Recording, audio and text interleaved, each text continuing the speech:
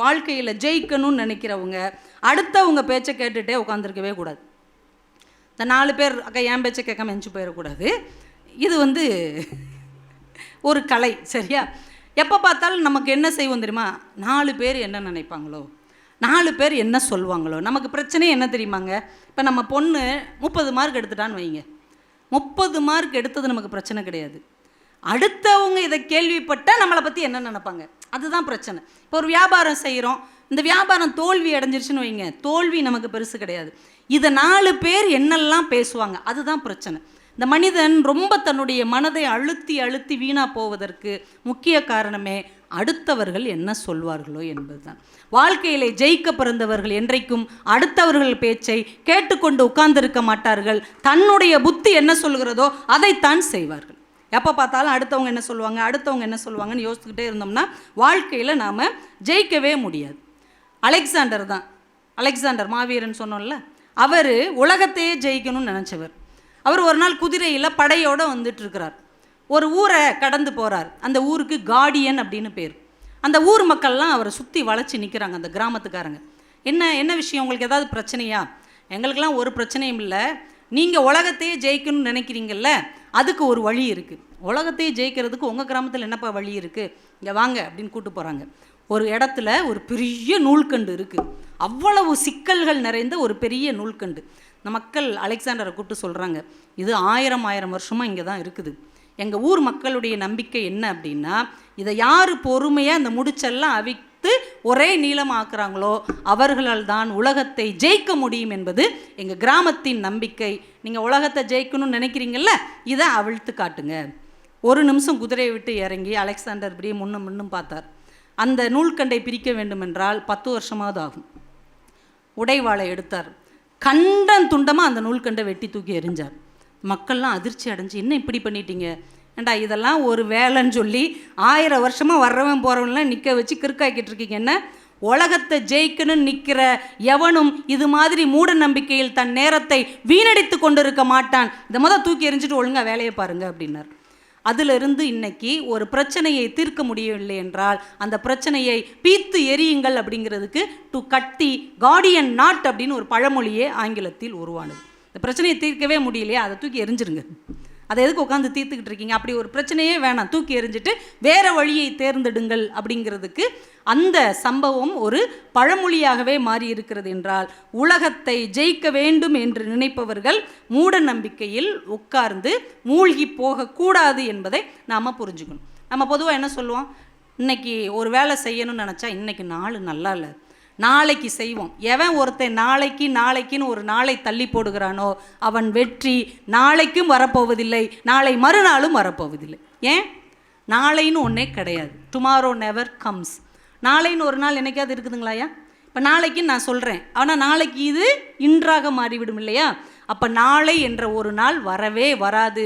இன்று என்கின்ற ஒரு நாள் தான் உண்மையானது, நம் கைகளில் இருப்பது. அதனால் நாளைன்னு ஒருத்தன் தள்ளி போடுறான்னா அவன் வாழ்க்கையில் ஜெயிக்கவே முடியாதுன்னு அவனுக்கு எழுதி கையெழுத்து போட்டு கொடுத்துருங்க. ரொம்ப அழகாக சுகி சிவம் ஐயா ஒரு புத்தகத்தில் தான் பதிவு செஞ்சிருந்தார். 2 பேராசிரியர் வேலைக்கு படித்தவங்க, ஒரே கல்லூரியில் படித்த நண்பர்கள். ஒருத்தர் கணிதத்துறை, ஒருத்தர் ஆங்கிலத்துறை. 2 பேரும் நல்லா படித்து வெளியே வந்திருக்கிறாங்க. ஒரு மிகப்பெரிய கல்லூரிக்கு வேலைக்கு அப்ளிகேஷன் போடுறாங்க, விண்ணப்பம் போடுறாங்க. 2 பேருக்குமே வேலை கிடச்சிருச்சு. வருகிற சனிக்கிழமை சேர்ந்துக்கோங்கன்னு 2 பேருக்கும் கடிதம் வந்துருச்சு அந்த ஊருக்கு போகிறதுக்கு. ஆங்கிலத்துறை பேராசிரியர் நினைக்கிறார், சனிக்கிழமையே அதுவுமா முத வேலையில் சேருவாங்க, நான் திங்கக்கிழமை சேர்ந்துக்கிறேன், சனிக்கிழமை நல்ல நாள் கிடையாது. இப்போ கணித பேராசிரியர் பார்த்தார், இதிலெல்லாம் எனக்கு நம்பிக்கை இல்லை, அவங்க வர சொல்லிட்டாங்க, நான் போகிறேன் அப்படின்னு சனிக்கிழமை அவர் வேலையில் சேர்ந்துட்டார். இவர் திங்கக்கிழமை போய் வேலையில் சேர்ந்துட்டார். காலங்கள் ஓடுகிறது. 2 பேருமே சிறந்த பேராசிரியர்களாக வளர்ந்து வருகிறார்கள். அடுத்த முதல்வருக்கான தேர்வு நடைபெறுகிறது. ஒரு நாள் சீனியாரிட்டியில் மேத்ஸ் ப்ரொஃபஸர் அந்த இடத்துக்கு வந்துட்டார். ஒரு நாள் தாமதமாக சேர்ந்ததால் ஆங்கில பேராசிரியர் அந்த இடத்துக்கு வர முடியாமல் போனது. ஒரு நாள் என்பது நம்ம தலையெழுத்தையே மாற்றிடும். கடைசி வரைக்கும் இவர் முதல்வராக இருந்து பெருமையாக ஓய்வு பெற்றார். கடைசி வரைக்கும் நொந்து பேராசிரியராகவே இருந்து இவர் ஓய்வு பெற்றார். அப்போ அந்த ஒரு நாள் என்பது நம்ம வாழ்க்கையின் மிகப்பெரிய உயரத்துக்கு கொண்டு போகக்கூடிய ஒரு விஷயம் என்பதை புரிஞ்சுக்கணும். விஷயத்தை நீங்கள் தள்ளி போடுவதால் உங்கள் வாழ்க்கையின் முக்கியமான வெற்றியை தள்ளி போடுகிறீர்கள் என்பதை மறந்துவிடக்கூடாது. அதனால் ஒரு நாள் அப்படிங்கிறது ரொம்ப முக்கியமான ஒன்று. அதனால் மற்றவர்கள் சொல்லுவதை முழுமையாக அப்படியே வாங்கிக்கிட்டு அதைப்படியே நம்ம வாழக்கூடாது. ஒவ்வொருத்தருக்கும் ஒவ்வொரு எண்ணம் இருக்கும், ஒவ்வொருத்தருக்கும் ஒரு வாழ்க்கை சூழல் இருக்கும். ஒரு காய்ச்சல் வந்திருக்குன்னே வைங்களேன், வழக்கமாக நம்ம கசாயம் சாப்பிடுவோம், சாப்பிட்டா நமக்கு சரியாக இருக்கும். இதுதான் நம்ம உடல் அமைப்பாக இருக்கும், நம்ம குடும்பத்தில் நமக்கு கற்றுக் கொடுத்ததாக இருக்கும். யாராவது ஒருத்தங்க சொல்கிறாங்கன்னு வைங்க, உனக்கு என்ன செய்யுது? காய்ச்சல் அடிக்குது. என்ன சாப்பிட்ட? கசாயம் சாப்பிட்டேன். பைத்தியம், கசாயம் சாப்பிட்டா ஏதாவது காய்ச்சல் சரியாகுமா? வா ஆஸ்பத்திரிக்கு போய் ஊசி போடுறோம். உடனே நம்ம என்ன சொல்லுவோம்? அவங்க சொல்லிட்டாங்க, மறுக்க முடியல, அதனால் போனேன் சொல்லுவோமா? ஆனால் 100 தடவை காய்ச்சல் வந்து 100 தடவை நம்ம கசாயம் சாப்பிட்டு சரியாக இருப்போம். ஆனால் இன்றைக்கி புதுசாக ஒருத்தர் சொல்லிட்டார், அதை மறுக்க முடியாது என்பதற்காக நாம் நம்ம வாழ்க்கை முறையே மாற்றுகிறோம் இல்லையா? இந்த அடிமை புத்தியிலிருந்து முதல்ல விலகணும். இன்றைக்கி நிறைய பிள்ளைங்க 12ஆம் கிளாஸ் முடித்து ஒரு காலேஜுக்கு வருவாங்கள்ல, அவங்கக்கிட்ட ஏன் இந்த காலேஜுக்கு வந்தேன்னு கேட்டால் டக்குன்னு சொல்கிறாங்க, என் ஃப்ரெண்டு வந்தான். இந்த கோர்ஸ் ஏன் எடுத்த? என் ஃப்ரெண்டு எடுத்தா. இப்போ உனக்குன்னு சுய அறிவே இல்லையா? இல்லை. இப்போ நாளைக்கு உன் ஃப்ரெண்டு என்ன செஞ்சாலும் அதைத்தான் செய்வியா? அதைத்தான் செய்வேன். அப்போ நமக்குன்னு ஒரு சிந்தனை இருக்கணும் இல்லையா? நமக்குன்னு ஒரு எண்ணம் இருக்கணும் இல்லையா? நம் மனசு சொல்வதை நம்ம உட்காந்து கேட்கணும். ஒரு கடற்கரை கிராமத்தில் ஒரு மீனவர் இருந்திருக்கிறார். பரம்பரையாகவே அவங்க மீனவர் தான். கடலுக்குள்ளே போய் வலை வீசி மீன்களை எடுத்துகிட்டு வந்து வியாபாரம் செஞ்சு வாழ்கிறவங்க.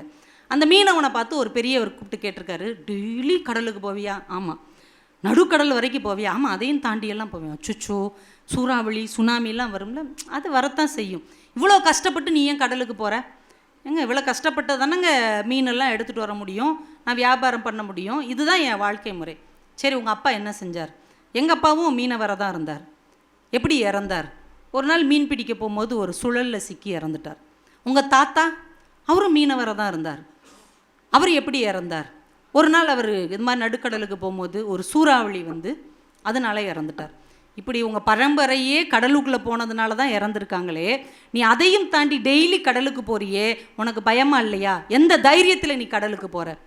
டக்குன்னு அந்த மீனவன் கேட்டான், ஐயா உங்கள் அப்பா என்ன செஞ்சாங்க? எங்கள் அப்பா வேலைக்கு தான் போனாங்க. எப்படி இறந்தாங்க? ஒரு நாள் தூங்கிக்கிட்டு இருக்கும்போது ஹார்ட் அட்டாக் வந்து இறந்துட்டாங்க. சரி, உங்கள் அப்பாவுடைய அப்பா எப்படி இறந்தாங்க? அவர் நோய்வாய்ப்பட்டு கட்டிலே படுத்திருந்து இறந்துட்டார். இப்போ 2 பேர் தூங்கும் போது இறந்துருக்குறாங்க. நீங்கள் எந்த தைரியத்தில் தினமும் தூங்க போகிறீங்க? சரியான கேள்வி தானே? ஒவ்வொருத்தர் வேலையிலும் ஒரு சிரமம் இருக்கும். எல்லாருக்கும் கடைசி நாள் என்று ஒன்று இருக்கும். அந்த நாள் வரும் வரைக்கும் நமக்கான வாழ்க்கையை நாம் தான் வாழ வேண்டுமே தவிர இன்னொருவர் நிர்ணயிப்பதற்கு விட்டு கொடுத்து விட்டு வேடிக்கை பார்த்து கொண்டிருக்கக்கூடாது. நமக்கு தெரியும் நம்ம வாழ்க்கை முறை, நம்முடைய குடும்ப சூழல், நாம் எதை நோக்கி பயணிக்க வேண்டும் என்பதை நாம் தான் முடிவு செய்ய வேண்டுமே தவிர இன்னொருத்தர் கையில் அதை ஒப்படைக்கக்கூடாது. அப்போ தான் அதனால் வருகிற வெற்றி நமக்கு இனிக்கும், அதனால் வருகிற தோல்வி நமக்கு பாடத்தை தரும். இல்லைனா அடுத்தவங்க சொல்லி ஜெயிச்சுட்டோன்னு வைங்களேன், காலம் முழுக்க அவர் சொல்வார், என்னால் தான், நான் இல்லைன்னா இவன் சீரழிஞ்சு செங்கச்சம் வந்திருப்பான், இவெல்லாம் எங்கே கடந்தான். இப்படியே காலம் முழுக்க நம்ம வெற்றியை அவர் கொண்டாடி கொண்டு இருப்பார், நம்ம வேடிக்கை பார்த்துட்டே இருக்க வேண்டியதுதான். அதே நேரம் நம்ம தோற்று போனால் கூட அந்த ஆளால் தான் தோத்தேன், நான் நல்லா தான் இருந்தேன், அந்த ஆள் இப்படி ஒரு வழிகாட்டினா தோற்று போயிட்டேன்னு அடுத்தவங்க மேலே பழியை போட்டு கடைசி வரைக்கும் அதில் நாம் குளிர் காய்ந்து கொண்டு இருப்போம். என்றைக்கு என் வாழ்க்கை என் கையில் என்கின்ற ஆளுமையை நாம் கையில் எடுக்கிறோமோ அன்றைக்கு வெற்றியும் தோல்வியும் நம்முடைய வலது கை இடது கையாக மாறும். அடுத்தவர் கைகளில் அதை நாம் ஒருபோதும் விடக்கூடாது. அதே மாதிரி நம்ம மனசு தாங்க மிகப்பெரிய பலம். இப்போ நான் உங்ககிட்ட ஒன்று கேட்குறேன், ஒரு மனிதனுடைய ஆயுள் காலம் எவ்வளவு? பொதுவாக நம்ம ஆயுள் காலம் எவ்வளவுங்க? எத்தனை வயசு? 100 வயசு. யாராவது நம்ம நினைக்கும் போது ஃபோன் பண்ணாங்கன்னா உனக்கு ஆயுசு 100, எவ்வளோ அல்பத்தனம் பாருங்கள். 100 வயசு தான் வாழணும் நம்ம ஃபிக்ஸ் பண்ணுறோம். நம்மளுடைய எண்ணமே என்னவாக இருக்குது? 100 வயசு தான். ஆனால் உண்மையிலேயே 100 வயது அப்படிங்கிறது வெறும் எண்கள் தான், வெறும் நம்பர்ஸ் தான். நீங்கள் ஓஷோ ஒரு புத்தகத்தில் ரொம்ப அழகாக பதிவு செய்திருக்கிறார். காஷ்மீர், அஜர்பைஜான் ஒரு ஊர் இருக்குது தெரியுமா? இப்போ ஒரு படம் வந்ததில்ல, தலை படம், அது என்ன படங்க? விடாமுயற்சியா? அந்த படத்தில் ஒரு ஊர் வரும் தெரியுமா, ஒரு நாடு, அந்த நாடு அஜர்பைஜான். அங்கே காஷ்மீரில் உஸ்பெகிஸ்தான் மாதிரி நாட்டில எல்லாம் சர்வசாதாரணமாக 120 வருஷம் வாழ்வாங்களாம். சர்வசாதாரணமாக 100 வருஷம் தாண்டி நிறைய பேர் வாழ்வாங்களாம். ஜப்பானில், சைனாலெல்லாம் பார்த்தீங்கன்னா 100 வயதை கடந்த நிறைய பெரியவர்கள் விவசாயம் செஞ்சுக்கிட்டு இருப்பாங்க, கார் ஓட்டிகிட்டு போவாங்க, பெட்ரோல் பல்கில் வேலை பார்ப்பாங்க, சர்வசாதாரணமாக இருப்பாங்க. எத்தனை வயசுன்னு கேட்டால் 110 அப்படிம்பாங்க. நமக்கு தான் அதிர்ச்சி ஆயிரும். நமக்கு 60 வயசு கடந்து யாராவது வாழ்ந்தாலே இவங்க என்னைக்கு போய் சேருவாங்க, இவங்க சொத்து நமக்கு வரும்னு ஏக்கமாயிருது. 70 வயசை கடந்து அவங்களுக்கே பதட்டமாயிருது, சீக்கிரம் போய் சேர்ந்துடணும். 70 வயசு வாழ்ந்துட்டேன், ஏன் என்ன எழுதியா வச்சுருக்கு 70 வயசு தான் நீங்கள் வாழணும்னு. உங்களுடைய வயது என்ன என்பதை நீங்கள் தீர்மானிக்காதீர்கள், உங்களுடைய எண்ணம் தீர்மானிக்கட்டும். இல்லை இன்னொருத்தர் தீர்மானிக்கணும்னு அவசியம் கிடையாது. ஓஷோ தான் சொல்லுகிறார், ஒவ்வொரு இந்த மாதிரி இடத்துல 150 வயசு வரைக்கும் சாதாரணமாக வாழ்வாங்களாம். அதனால தான் ஜார்ஜ் பெர்னாட்ஷா ஒரு தடவை என்ன பண்ணியிருக்கிறார், லண்டனில் இருந்து அவருக்கு 90 வயசு, நான் இனிமேல் இந்த லண்டனில் வாழ விரும்பலை, ஒரு கிராமத்தில் போய் வாழ விரும்புகிறேன், லண்டன்லேருந்து ரொம்ப தூரத்தில் உள்ள ஒரு கிராமத்தை தேர்ந்தெடுத்திருக்கிறார். அவர் கூட இருந்தவங்க கேட்டிருக்காங்க, எதுக்கு இவ்வளோ வயசில் போய் நீங்கள் அங்கே வாழணும்னு விரும்புகிறீங்க? இல்லைப்பா, அந்த கிராமத்து வழியாக வரும்போது நான் ஒரு கல்லறையை பார்த்தேன், அந்த கல்லறையில் ஒரு வாசகம் எழுதியிருந்தது, அந்த வார்த்தை தான் என் வாழ்க்கையவே மாற்றுச்சு அப்படின்னார். அப்படி என்ன எழுதியிருந்தது? இந்த கல்லறையில் உறங்குபவர் 120 வயதானவர், இவ்வளவு இளம் வயதில் இவர் இறந்திருக்கக்கூடாது, இந்த அகால மரணத்திற்கு வருந்துகிறோம்னு எழுதியிருக்காங்க. 120 வயசில் அந்த ஊர்க்காரங்க சர்வசாதாரணமாக 150 வயசு வாழ்வாங்களாம். அப்போ 30 வயசுக்கு முன்னாடியே இவர் இறந்துட்டாருன்னு வருத்தப்பட்டு கல்லறையில் எழுதியிருக்காங்க. ஜார்ஜ் பெர்னாண்டஸ் வாழ்ந்தா இது மாதிரி வயதை மனதில் கொள்ளாது, வாழ்க்கையின் அனுபவத்தை மட்டுமே மகிழ்ச்சியாக எடுத்துக்கொள்ளுகிற இந்த ஊரில் தான் நான் வாழ்வேன், அங்கே போய் வாழ்ந்து 100 வயசுக்கு மேலே வாழ்ந்து தான் இறந்து போயிருக்கிறார். அப்போ வயது என்பது கூட வெறும் எண்கள் தான். நம் எண்ணங்களின் உயரம் அதிகமாக இருந்தால் 120 வயது வரைக்கும் நாம் கம்பீரமாக வாழ முடியும். நம்ம ஊர்லேயே பத்மஸ்ரீ விருது வாங்கினாங்களே ஒரு அம்மா, பாப்பம்மான், 102 வயசில் பத்மஸ்ரீ விருது வாங்கினாங்க. அதுக்கப்புறம் ஒரு 7-8 வருஷம் வாழ்ந்துதான் அவர்கள் மறைந்தார்கள். பத்மஸ்ரீ விருது வாங்கும்போது கூட அவங்களே இயற்கை விவசாயம் பண்ணிக்கிட்டு இருந்தாங்க. அவங்களே மம்பட்டி எடுத்துகிட்டு போய் வயலுக்கு போய் அவங்க விவசாயம் பண்ணிட்டு இருந்தாங்க. அவங்கள ஒரு விழாவில் நாங்கள் பார்த்தோம், கல்யாண மாலை நடத்துகிற ஒரு விழாவில். அப்போ அவங்களுக்கு 102 வயசு. சாலமன் பாப்பையா ஐயா அவர்கள் அவங்க காலை தொட்டு கும்பிட்டாங்க. அந்த அம்மா சொன்னாங்க, நல்லா இரு தம்பி அப்படின்னாங்க. ஐயாவை ஒருத்தர் தம்பின்னு சொல்கிறத நாங்கள் அன்னைக்கு தான் பார்த்தோம். அவ்வளவு வயசானவங்க அந்த அம்மா, ஆனால் அவ்வளவு ஆரோக்கியமாக யார் வந்தாலும் அவங்க டக்கு டக்குன்னு எந்திரிச்சு நின்று வணக்கம் சொன்னாங்க. நாங்கள் எந்திரிச்சு நிற்கிறதுக்கு 5 நிமிஷம் ஆச்சு. ஆனால் அந்த அம்மா அவ்வளோ ஆரோக்கியமாக இருந்தாங்க. அப்போ வயது என்பது நம்முடைய உடலில் இல்லை, நம்முடைய எண்ணத்தில் இருக்கிறது என்பதை நம்ம ஊரிலேயே எத்தனையோ பெரியவர்கள் நிரூபித்து கொண்டு இருக்கிறார்கள். என்றால் 60 வயசாயிருச்சுன்னா கிளம்பிட வேண்டியதான் அப்படின்னு நீங்களாக பெட்டி படுக்கையை ரெடி பண்ணாதீங்க. இந்த காலம் நமக்கு எவ்வளவு ஒரு தூரத்தை தந்திருக்கிறதோ அவ்வளவு தூரமும் நான் கம்பீரமாக பயணித்து விட்டுத்தான் போவேன் என்று நீங்கள் உங்கள் வயதுக்கு கற்றுக் கொடுங்கள். அதனால் மரணம் என்பது கூட நம்ம மனதின் நம்பிக்கை தான். அதை நாம் புரிந்து கொண்டோம் என்றால் இந்த வாழ்க்கை அழகானதாக இருக்கும். நம்ம வாழ்க்கையிலே கஷ்டமான வேலை அப்படின்னா என்ன தெரியுமா? வாழ்க்கையிலே நிறைய வேலை இருக்குது, ஆனால் எல்லாராலையும் வேண்டான்னு சொல்லப்படுகிற ஒரு வேலை இருக்குது. எனக்கு வேண்டாம், இது வேண்டாம் அப்படின்னு சொல்லப்படுற ஒரு வேலை இருக்குது. என்ன தெரியுமா? அது இன்சூரன்ஸ் ஏஜெண்ட் வேலை. யாராவது சந்தோஷமாக நீங்கள் வாங்க நான் உங்களுக்கு ஒரு பாலிசி போடுறேன்னு யாராவது சொல்லியிருக்கோமா? நம்ம சொல்லாததுக்காக அவர் வராமல் வந்திருக்காரா? அவர் ஃபோன் போட்டுகிட்டே இருப்பார், நம்ம பார்க்குற இடத்துலலாம் வந்து நின்றுட்டே இருப்பார், நேரம் கிடைக்கும் போதெல்லாம் நம்ம வீட்டுக்கு அழையா விருந்தாளியாக வந்துக்கிட்டே இருப்பார். எந்த நம்பிக்கை அவரை அந்த வேலை செய்ய தோண்டுகிறது? யோசிச்சு பார்க்குறீங்களா? அதில் கூட அவருக்கு ஒரு முயற்சி இருக்கிறது. இந்த தொழிலில் என்னால் ஜெயிக்க முடியும் என்கின்ற தன்னம்பிக்கை இருக்கிறது. இன்னொருத்தருடைய வாழ்வை காக்க வேண்டிய பணியில் நான் இருக்கிறேன் என்கின்ற உயர்ந்த கொள்கை அவர்கிட்ட இருக்குது. ஒரு பெரிய பணக்காரர் இருந்திருக்கிறார். அவர் பிஏட்ட சொல்வாராம், யார் வந்தாலும் உள்ளே விடு, இந்த இன்சூரன்ஸ் ஏஜென்ட் யாராவது வந்தாங்கன்னா அப்பாயின்மெண்ட் கொடுக்கவே கொடுக்காது அப்படின்னு இருக்கிறார். சரிங்கய்யா அப்படின்னு அவர் சொல்லிட்டார். ஒரு நாள் 25 அப்பாயின்மெண்ட்டு அவங்கக்கிட்ட வந்து கேட்டிருக்காங்க. 25 அப்பாயின்மெண்ட்டு ஃபோனில், நேரில், விசிட்டிங் கார்டு கொடுத்து இவர் எல்லாத்தையும் வேண்டாம் வேண்டாம் வேண்டாம்னு துரத்திட்டார். கடைசி நைட்டு ஒரு 9 மணிக்கு ஒரு வயதான இன்சூரன்ஸ் ஏஜென்ட் வந்து, சாரை பார்க்கணும், ஒரு 5 நிமிஷம் அப்பாயின்மெண்ட் கொடுங்க. இவருக்கே ஒரு மாதிரி ஆயிடுச்சு. ஏற்கனவே 25 பேரை வேணாம் வேணான்னு விரட்டியாச்சு. 26ஆவதாக ஒரு பெரிய வேறவர் வந்து நிற்கிறாரே அப்படின்னு அந்த பணக்காரர்கிட்ட சொல்கிறார், ஐயா என்றைக்கும் இல்லாமல் இன்றைக்கி 25 பேர் வந்தாங்க, எல்லாரையும் வேணான்னு சொல்லியாச்சு, எல்லா அப்பாயின்மெண்ட்டையும் வேணான்னு சொல்லியாச்சு, இப்போ கடைசியாக ஒரு பெரியவர் வந்திருக்காரு, நீங்கள் சும்மா பார்த்துட்டு அனுப்புங்களேன். சரிப்பா உள்ளே அனுப்பு, இவ்வளோ பேர் போராடி இருக்காங்களா, வர சொல். இப்போ அந்த பெரியவர் வந்து உட்காந்து அவர் சொல்ல வந்ததை பூரா அழகாக உருக்கமாக சொல்கிறாரு. இவருக்கு பிடிச்சி போய் ஒரு பெரிய தொகை அவருக்கு செக் எழுதி கொடுக்குறார். கொடுத்துட்டு அவரை சொல்கிறார், நீங்கள் பெரிய அதிர்ஷ்டசாலி, ஏன்னா எனக்கு இன்சூரன்ஸ் போடுறதும் பிடிக்காது, யாராவது கேட்டு வந்தாலும் பிடிக்காது. இன்றைக்கி 10-15 பேர் வந்து போராடி இருக்காங்க, எல்லாரையும் சொல்லிவிட்டு கடைசியாக உங்களுக்கு தான் நான் வாய்ப்பும் கொடுத்துருக்குறேன், இந்த பாலிசியும் கொடுத்துருக்குறேன். இந்த பெரியவர் சிரிச்சுக்கிட்டே சொல்லியிருக்காரு, 10-15 பேர் இல்லை சார், 25 பேர். ஆமாம் 25 பேர். உங்களுக்கு எப்படி கரெக்டாக சொல்கிறீங்க, உங்களுக்கு எப்படி தெரியும்? அந்த 25 பேருமே நான் தான் ஃபோனில் அப்பாயின்மெண்ட்டு கேட்டேன், ஆளை விட்டு அப்பாயின்மெண்ட்டு கேட்டேன், விசிட்டிங் கார்டு கொடுத்து அப்பாயின்மெண்ட்டு கேட்டேன். 25 தடவை நான் முயற்சி செஞ்சுட்டு 26ஆவது தடவை நானே வந்தேன் அப்படின்னாரோ. அப்போ இத்தனை தடவை தேவையில்லை என்று அனுப்பப்பட்ட பிறகும் பொறுமையோடும் ஒரு மனிதன் காத்திருக்க முடியும் என்றால் காத்திருப்பும் வெற்றி தரும் என்பதை நாம் அடுத்த தலைமுறைக்கு கற்றுக் கொடுக்க வேண்டும். அது ஒரு பக்குவங்க. காத்திருக்கிற பொறுமை இருக்கிறது இல்லையா, அது ஒரு மிகப்பெரிய தகுதி. அதுதான் பெரிய லீடர்ஷிப் குவாலிட்டி. நம்ம குழந்தைகள்கிட்ட அந்த பொறுமை இருக்கா? நீங்கள் 5 நிமிஷம் ஏதாவது ஒன்றுக்கு காத்திருக்க சொல்லுங்களேன், ஏதாவது ஒன்று. இப்போ சினிமா தேட்டர் போகணும்னா கரெக்ட் டயத்துக்கு தான் அவங்க வருவாங்க. எதுக்கு அங்கே போய் 10 நிமிஷம் காத்திருக்கணும்? நமக்கு சரியான நேரத்துக்கு போவோம். ஹோட்டலுக்கு சாப்பிட போய் ஆர்டர் தான் கொடுத்துருப்பான், அந்த சர்வர் அங்கே தான் போயிருப்பார். எப்போ வரும் கேளுமா, நீ எப்போ வரும்னு கேளு. ஏன்டா உன் கண்ணுக்கு முன்னாடி தானே அவர் 20 நிமிஷம் ஆகுன்னு சொன்னார். எதுக்கு 20 நிமிஷம் ஆகுது? பொறுமையே கிடையாது. வீட்டில் ஒரு தோசை சுட்டுட்டு அடுத்த தோசையை கொண்டு வரவங்கள தட்டை எடுத்து வச்சுட்டு இன்னும் வல்லையா. அடுத்த தலைமுறைக்கு பொறுமை என்றால் என்ன என்றே தெரியவில்லை. காத்திருப்பின் பக்குவம், காத்திருப்பின் வெற்றி என்பது என்ன என்பதை நாம் அவர்களுக்கு சொல்லிக் கொடுக்கவே இல்லை. காத்திருப்பு என்பது ஒரு மிகப்பெரிய தலைமைத்துவம் என்பதை குழந்தைகளுக்கு கற்றுக் கொடுக்க வேண்டும். ஏன்னா சில நேரம் நீங்கள் எவ்வளோ முயற்சி செஞ்சாலும் சரி, எவ்வளவு போராடினாலும் சரி, அந்த காரியம் நடக்கவே நடக்காது. அந்த நேரத்தில் நம்ம என்ன செய்யணும் தெரியுமா? கம்முன்னு இருந்துடும்.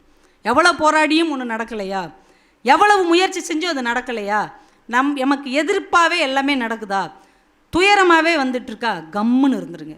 2-3 நாள் எந்த எதிர்வினையும் ஆற்றாமல் அமைதியாக இருந்தாலே அந்த பிரச்சனை தானாக தீர்ந்து விடும் என்பது தான் உண்மை. ஏன் இன்றைக்கி இந்த டைவர்ஸ்லாம் அதிகமாகுதுன்னு நினைக்கிறீங்க? உடனுக்குடனே ரியாக்ஷன். இவங்க ஒன்று சொன்னால் அவங்க ஒன்று சொல்லியே ஆகணும், அவங்க ஒன்று செஞ்சால் இவங்க ஒன்று செஞ்சே ஆகணும். ஆனால் அன்னைக்கு நம்ம அப்பா 1000 சொல்லுவார், அம்மா அமைதியாக இருப்பாங்க. ஏம்மா உனக்கெல்லாம் உணர்ச்சியே இல்லையாம்மா, உனக்கெல்லாம் அறிவே இல்லையா, அப்பா உன்னை இவ்வளோ திட்டுறார் அமைதியாக இருக்க, இன்றைக்கி அமைதியாக இருக்கேன்ல, 4 நாள் கழித்து நான் அவரை திட்டுவேன், அப்பா அவர் அமைதியாக இருப்பார். அப்பாவின் அமைதியும் அப்பா கத்தும்போது அம்மா காத்த அமைதியும் தான் நம் இல்லற வாழ்க்கையை இவ்வளவு தூரம் இழுத்து வந்திருக்கிறது என்பது தான் நம் குடும்ப தலைவர்களின் வெற்றி. எதுக்கு எடுத்தாலும் பதிலுக்கு பதில். இன்றைக்கி நம்ம பிள்ளைங்கிட்ட அதுதான் பிரச்சனை. ஒரு மேனேஜர் கோவமாக திட்டுறார், நம்ம மேலே தவறே இல்லை. ஹெட்மாஸ்டர் கோவமாக திட்டுறார், இந்த டீச்சராக இருக்கவங்க மேலே தப்பே இல்லை. உடனே பதிலுக்கு மூஞ்சில் அடித்த மாதிரி இந்த வேலையை வேணாம் போயா அப்படின்னு வந்துட்டா யாருக்கு லாஸ்? கொஞ்சம் பொறுமையாக இருந்து அவர் பேசி முடித்ததுக்கப்புறம் ஒரு அரை மணி நேரம் கழித்து திரும்ப போய், சார் என் மேலே எந்த தப்பும் இல்லை, நீங்கள் தவறாக புரிஞ்சுக்கிட்டு என்னை திட்டிட்டீங்க, ஐயோ சாரி நான் கவனிக்கல சொல்வாரா இல்லையா? நம்ம குடும்பத்துலேயும் அப்பா திட்டார், இல்லை நம்ம சொந்தக்காரங்க யாரோ ஒருத்தங்க நம்மளை புரிந்து கொள்ளாமல் திட்டுகிறார்கள் என்றால் அந்த 5 நிமிஷம் அமைதியாக இருந்துட்டு ஒரு அரை மணி நேரம் கழித்து நம் பக்கம் உள்ள நியாயத்தை சொன்னால் யாராக இருந்தாலும் காது கொடுத்து கேட்பார்கள். உடனுக்குடனே ரியாக்ஷன், உடனுக்குடனே எதிர்வினை ஆற்றுவது தான் இன்றைக்கு நம் குடும்பங்களில் மிகப்பெரிய பிளவை ஏற்படுத்துகிறது. வேலைக்கு செல்லுகிற இடத்திலும் இந்த பொறுமையின்மை தான். ஒரு ஆள் ஒரு வருஷத்தில் 10 வேலைக்கு மாறிடுறான். ஏன்டா 10 கம்பெனி ஏன் மாறினேன்? 10 மேனேஜரும் சரியில்லை. 10 மேனேஜர் எப்படி சரியில்லாமல் இருப்பாங்க? நம்ம சரியில்லை என்பது தான் உண்மை. அதை ஒத்துக்கொள்ளுகிற பக்குவம் வேண்டும். எந்த ஒரு பிரச்சனையும் பொறுமையோடும் சகிப்புத்தன்மையோடும் அமைதியாக இருக்க கற்றுக்கொண்டாலே பாதி பிரச்சனை தீர்ந்துடும். மகாபாரதத்தில் ஒரு கிளைக்கதை ஒன்று உண்டு. இப்போ சீக்கிரம் முடிச்சிருவோம் 2 விஷயத்தோட. ஒரு கிளைக்கதை, மகாபாரத கதையை விட்டுட்டு நிறைய கிளைக்கதைகள் உண்டு. அதில் ஒரு கதை, ஒரு மரத்தில் ஒரு ஜோடி புறா உட்காந்துருக்காங்க, கணவன் மனைவி 2 பேரும் உட்காந்து ரொம்ப சந்தோஷமாக பேசிக்கிட்டு இருக்கிறாங்க. விழுப்புரத்தில் புத்தக திருவிழாலாம் ரொம்ப நல்லா நடந்து முடிய போது, அடுத்த வருஷம் எப்படா வரும்னு ஆசையாக இருக்குது அப்படின்னு 2 பேரும் பேசிக்கிட்டு இருக்கிறாங்க. இப்போது கொஞ்சம் வெளியில் எங்கேயாவது போகலாமான்னு யோசிக்கிறாங்க. வானத்தில் ஒரு கழுகு வட்டமிட்டு இருக்குது. நம்ம இப்போ பறந்து போனால் அந்த கழுகு பிடிச்சிரும், அதனால் நம்ம இங்கே மரத்துலேயே உட்காந்து பேசிக்கிட்டு இருப்போம். பேசிக்கிட்டு இருக்கும்போது தற்செயலாக திரும்பி பார்க்குது ஒரு புறா. ஒரு வேடன் அம்பை எடுத்து இந்த 2 புறாவையும் ஒரே ஷாட்டில் அடிக்கிறதுக்கு குறி பார்த்துட்ருக்கான். இப்போ பெண் புறா பதட்டமாகுது, ஏங்க அவன் நம்மளை குறி பார்த்து அடிச்சுடுவான் போல், 2 பேரை அடித்தாலும் கஷ்டம், ஒருத்தரை விட்டு ஒருத்தரை கொன்னாலும் நம்ம வாழ முடியாது, வாங்க நம்ம அதுக்கு பறந்தே போயிடலாம். இப்போ கணவன் புறா சொல்லியிருக்கிறது, மேலே போனாலும் சாவு இவன் நம்ம மேலே குறிப்பாத்து அடித்தாலும் சாவு. ஆனால் நமக்கு இருக்கிற ஒரே வாய்ப்பு மேலே போனால் கண்டிப்பாக சாவு. ஒருவேளை அந்த வேடனுடைய குறி தப்பினால் நமக்கு வாழ்க்கை இருப்பதற்கு வாய்ப்பு இருக்கிறது. அதனால் நம்ம இருக்கிற இடத்துல அப்படியே இருப்போம் என்று அந்த புறா சொன்னதாம். வேடன் ரொம்ப கரெக்டாக குறிப்பாத்து அம்பை எய்கிறான். அவன் காலுக்கு கீழே இருந்து ஒரு கட்டெரும்பு அவனை கடிச்சிருது. இந்த அம்பு குறி தவறி மேலே பறந்து கொண்டிருந்த கழுகை அடித்து விட்டது. இப்போ கழுகு கீழே விழுந்துருச்சு. 2 பேரும் சந்தோஷமாக பறந்துட்டாங்க. அந்த 1 நிமிட பொறுமை, அந்த 1 நிமிட காத்திருப்பு 2 உயிர்களை காப்பாற்றியது என்றால், சில நேரங்களில் ஓங்கி ஓங்கி சத்தம் எழுப்புவதை விட அமைதியாக இருப்பதும் வாழ்க்கையில் வெற்றியை கொண்டு வந்து தரும் என்பதை தலைமை பண்பில் புரிந்து கொள்ள வேண்டும். நம்ம கட்சி தலைவர்கள்லாம் பாருங்கள், ஆட்சியில் இல்லாதப்ப அப்படியே பொறுமையாக இருப்பாங்க. அவங்களுக்கான காலம் வரும்போது அப்படி ஏறி வந்து அந்த இடத்தை பிடிப்பார்கள். தோத்துட்டோம் அப்படிங்கிறதுக்காக அழுதுகிட்டு ஓட மாட்டாங்க. அவங்க மறுபடி காத்திருந்து அந்த இடத்தை பிடிப்பார்கள் என்றால் அவர்களுக்குள்ளே எவ்வளவு பொறுமையும் காத்திருப்பும் காலம் கனிந்து வரும் வரை அவர்கள் பொறுமைசாலியாக இருப்பதால் தான் இவ்வளவு பெரிய வெற்றியை அடைந்திருக்கிறார்கள் என்றால், காலம் வரும் வரை காத்திருக்கிற குணத்தை நாம் வளர்த்து கொள்ள வேண்டும். ஏன் இந்த புத்தகம், இதெல்லாமே புத்தகத்திலிருந்து நாம் கற்றுக்கொண்டது தான். எத்தனையோ மனிதர்களுடைய வாழ்க்கை அனுபவத்தை இந்த புத்தகம் நமக்கு கற்றுக் கொடுக்கிறது. வாழ்க்கையில் நாம் ஜெயிக்கிறதுக்கு 2 வழி இருக்குது. ஒன்று, நாமே போராடி நாமே ஒவ்வொரு வழியாக கண்டுபிடிச்சி முன்னேறி போகுது. இன்னொன்று, நமக்கு முன்னாடி போராடி ஜெயிச்சு முன்னேறி இருப்பாங்கள்ல, அவர்களுடைய வாழ்க்கை அனுபவத்தை எடுத்துக்கொள்வது. எது எளிய வழி? 2வது வழிதான் எளிமையான வழி. என்றால் இந்த புத்தகங்களை கை கொண்டு வாழ்க்கையை வெற்றி கொள்ள பழக வேண்டும். ஏன் இந்த புத்தகத்தில் அப்படி என்ன இருக்குது? பகத்சிங் தூக்கு தண்டனை நிறைவேற்ற போகிறாங்க. தூக்குக்கு அழைக்கும் வரைக்கும் அவன் புத்தகம் படித்து கொண்டு இருக்கிறான், லெனினுடைய புத்தகம். ஏன்பா இதை படிச்சுக்கிட்டு இருக்கிற? ஏன் கடைசி நேரத்தில் கூட அதை படித்து அவர் எங்கேயும் போய் பேச போகிறாரா, இல்லை புத்தகம் எழுத போகிறாரா? கடைசி நேரத்தில் கூட ஒரு புத்தகத்தில் இருக்கிற ஒரு செய்தியை உள்வாங்கி கொண்டுதான் சாக வேண்டும் என்று இந்த இந்திய மண்ணில் ஒரு போர் வீரன் நமக்கு கற்றுக் கொடுத்திருக்கிறான். அறிஞர் அண்ணாவுக்கு அறுவை சிகிச்சை, புற்றுநோய் அறுவை சிகிச்சை. அவர் சொல்கிறார், 1 நாள் தள்ளி போட முடியுமா? ஏன், ஏதாவது முக்கியமான வேலை இருக்கா? இல்லை, ஒரு புத்தகம் படித்து கொண்டு இருக்கிறேன், அந்த புத்தகத்தை படித்து முடித்து விட்டு நான் ஆப்ரேஷன் பண்ணிக்கிறேன். ஏன்னா ஒருவேளை ஆப்ரேஷன் முடிந்து நான் பிழைக்கவில்லை என்றால் ஒரு புத்தகத்தை முடிக்காமலேயே போய்விட்டேன் என்கின்ற மன வருத்தத்தோடு நான் போய் சேர முடியும். இப்போ யோசிச்சு பாருங்கள், எவ்வளவு பெரிய மனிதர்கள் கடைசி நேரத்தில் கூட புத்தகத்தை வாசித்து கொண்டிருந்தார்கள் என்றால் இந்த புத்தகத்திற்குள் ஒரு மிகப்பெரிய புதையல் அடங்கி இருக்கிறது. ஒன்றை சொல்லி நான் நிறைவு செய்கிறேன். சிலப்பதிகாரம் நம்ம எல்லாருக்குமே தெரிஞ்ச ஒரு தமிழ் காப்பியம்.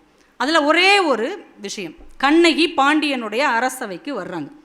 இந்த ஆளுமைங்கிறது எவ்வளோ முக்கியமானதுன்னு பாருங்கள். அரசவைக்கு வர்றாங்க. இப்படி நீர்வழியும் கண்களோடு வந்திருக்கிறாயே, நீ யார் அப்படின்னு பாண்டிய மன்னன் கேட்கிறார்.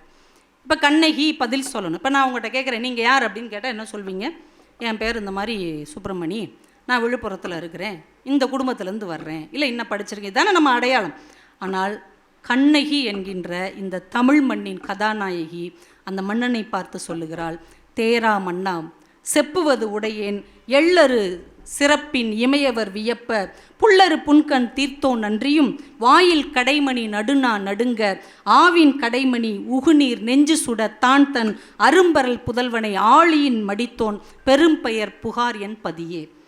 அவள் ஊரை சொல்கிறா. அந்த ஊரை யாரை வைத்து அவள் அடையாளம் சொல்கிறாள் தெரியுமா? எங்கள் ஊரை 2 ராஜா ஆட்சி செஞ்சாங்க. ஒருத்தன் எப்படிப்பட்டவன் தெரியுமா? அவன் உட்கார்ந்துருக்கிறான். ஒரு புறாவை ஒரு பருந்து துரத்திக்கிட்டு வருது சாப்பிட்றதுக்காக.